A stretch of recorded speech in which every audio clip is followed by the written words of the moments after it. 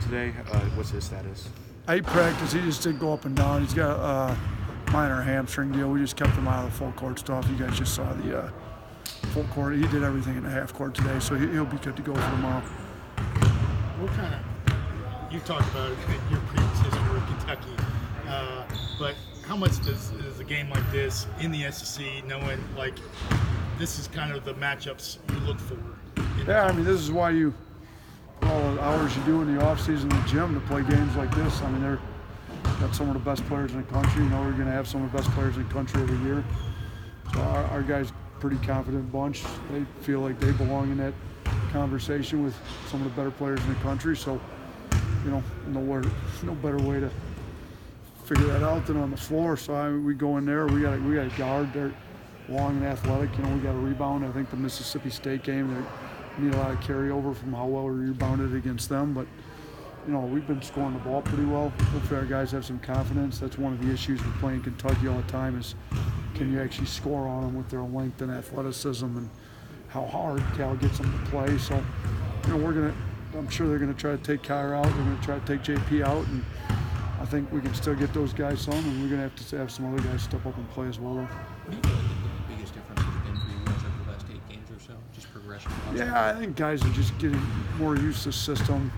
Guys are getting more comfortable playing with each other, and then we're getting healthy. I mean, Herb looks, you know, way better. I mean, ever since he hyperextended that elbow the first game, he just wasn't the same up until, you know, maybe that week before Christmas. He started kind of getting back to his old self, and I don't even think he's getting the elbow taped anymore. Beetle's getting a lot healthier, helps having him. So, and then you know, we're getting better transition D. There's a bunch of little tweaks. You're trying to get better through the course of the year, but our transition D's gotten better, our rebounding's gotten better.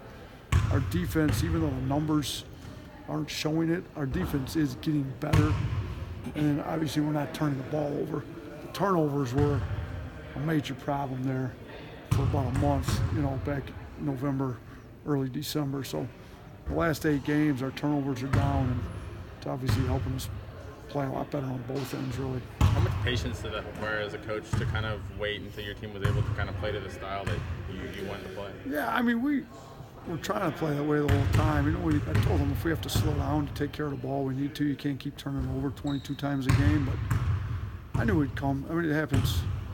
You know, our first team at Buffalo, they weren't used to playing as fast. And eventually they get used to playing at that speed and, you know, taking care of the ball at that speed as well. And we've been down around 10 turnovers a game, which is pretty good considering how many possessions we get. You guys have scored 9 in 5 straight. Is this what you kind of expected this offense to look like? I don't know if I expected it. It's what I want, though. I mean, we want to get up and down and shoot a lot of threes and space the floor and, you know, put points up. We want teams playing at our pace. So, yeah, it's great that we've scored. I think the first time in school history, teams had over 95 straight times from what Aaron told me. So, guys are buying in. It's a lot more fun to play this way. I mean, you know, we 2 years ago at Buffalo, we were the only team in the country that had 4 guys that averaged 15 points or more. There's just more scoring to go around for everybody when you play this way. You talk about that pace. How big are, especially in defensive transition, like the charges that the Beetle or Herb, when they step in there in those kind of moments and take a charge like that? I mean, it's huge because you get the other team playing at your pace, and then as soon as we step in and take a charge when they're trying to play at our pace, and, you know, the coach is up, you know, yelling, slow, calm, which is fine. We got to get a lot better defensively. I told our team, the way we want to play, we want to be top 10 in the country in pace of play on offense, and we want to be one of the slowest pace of play on defense, meaning it takes teams forever to score on you.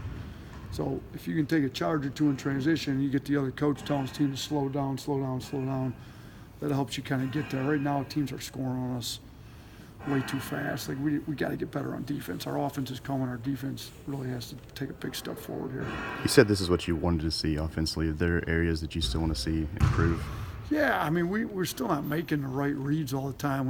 We like the floor opened, guys driving. When you drive, we're not trying to get our shot blocked. Like we're, you know, shooting way too many contested ones at the rim. Like if they collapse, and Kentucky's great at collapsing, we need to be able to spray the ball out.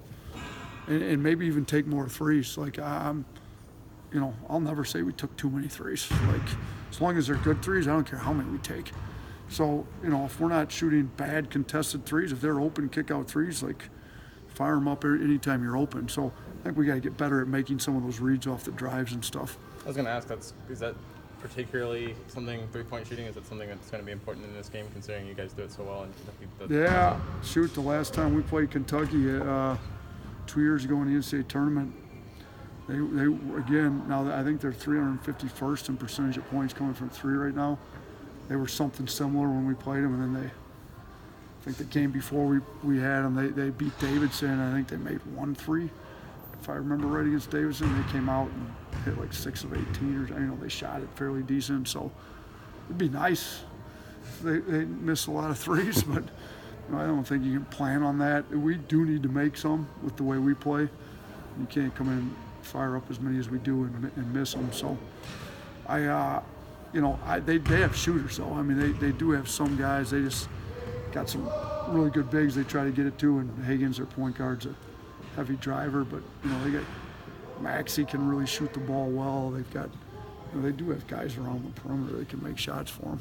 Hey, what's your grade on Petty, just based on how he's played the last 10 or 11 games? Petty?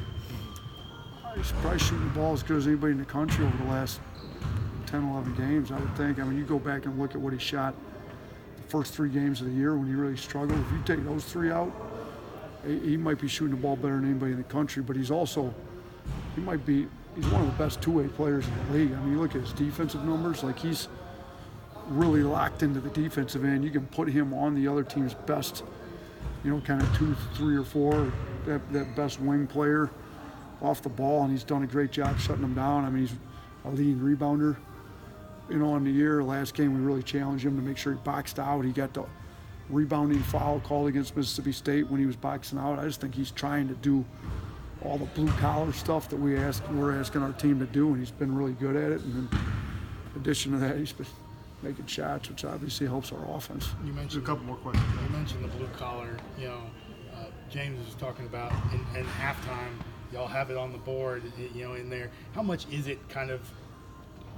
You would incite the competitiveness of them trying to compete for that hard hat or whatever to get those kind of points in the game. Well, I mean, we want to make everything competitive around here, both within the program, and then obviously the most important thing is we compete when we go against somebody else. So the more important thing is what's the team total.